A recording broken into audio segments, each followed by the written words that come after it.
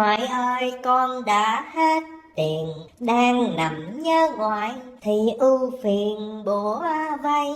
Ngoại ơi có biết nơi đây, sữa ăn không đủ, ngủ hay giật mình. Ngoại ơi ngoại có thương tình, gửi cho chút đỉnh, nghĩa tình thêm sâu.